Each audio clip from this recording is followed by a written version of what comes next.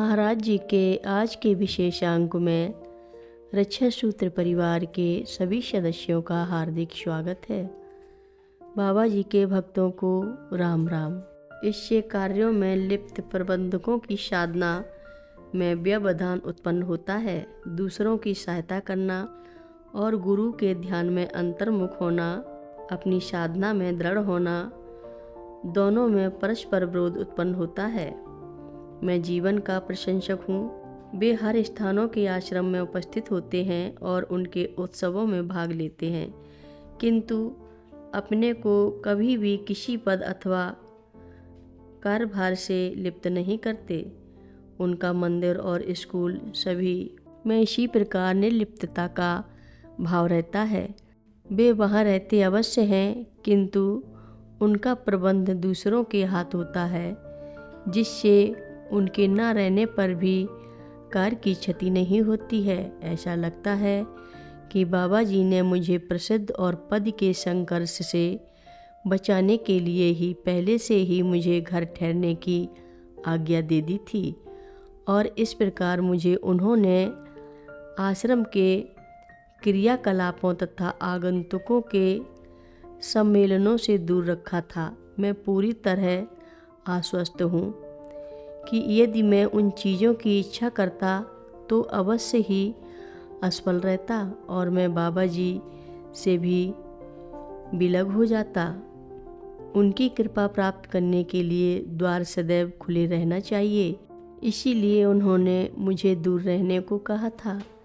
जीवन की माता ने बाबा जी की जिस एक चीज़ के लिए प्रार्थना की थी वह थी जीवन का विवाह। वे अपनी इच्छा पूर्ण होते देखने के लिए जीवित नहीं रहीं, किंतु जीवन ने विवाह कर लिया और अब वे पत्नी और बच्चों के साथ रहते हैं। यह बाबा जी के जीवन काल में ही हुआ। मैं जीवन को खुले हाथ और खुले दिल वाले व्यक्ति के रूप में जानता हूँ, किंतु कैंची में आकर देखा कि वह बाबा जी के प्रिय कार्यों के लिए किसी सीमा तक जाने को प्रस्तुत रहते थे। कैंची में और अन्य स्थानों पर भी बाबा जी हर एक को जो भी सहायता प्राप्त करने आता था धन दिया करते थे। पैसा जब खर्च हो जाता था तो मैं अपने कमरे से जाकर पैसा ले आता था और जेब भर लिया करता था। एक दिन बाबा जी अपने कमरे में थे, तभी जेब खाली हो गई। मैं अपने झोले से पैसा लेने आया। जीवन बंद खिड़की के बाहर खड़े प्रतीक्षा कर रहे थे। मुझे कमरे की ओर आता देख उन्होंने रुपए के नोटों की गड्डी मेरे जेब में डाल दी। मैंने इसका अर्थ उनसे पूछा। उनका उत्तर था कि वे चाहते हैं कि तुम उनकी ओर से धन खर्च करो और वे ही इसे देने वाले भी हैं। धन मेरी जेब में हो या तुम्हारी जेब में, किंतु क्या यह सब उन्हीं का नहीं है? मैं क्या उत्तर दे सकता था? जब मैं कमरे से वापस गया, बाबा जी ने मुस्कुराते हुए कहा, तुमने धन बड़ी सरलता से पा लिया है। हम कैंची आश्रम में थे। वहाँ किसी ने आमों से भरी टोकरी हमें दी। जब हम उन आमों को वितरित करने जा रहे थे तो समस्या थी कि किसको आम दिए जाएं और किसको ना दिए जाएं, क्योंकि आम मांगने वालों में बूढ़े जवान सभी सम्मिलित थे। जीवन यह सब देख रहे थे। हमने यह देखा कि सभी लोग आम चाहते हैं और विचार किया कि यदि हमारे पास आम भी भंडारे की पूड़ियों और आलू की तरह बड़ी मात्रा में होते तो सभी को आम दिए जा सकते थे और इसमें हमें हर्ष होता। जीवन ने कहा कि ऐसा ही होगा।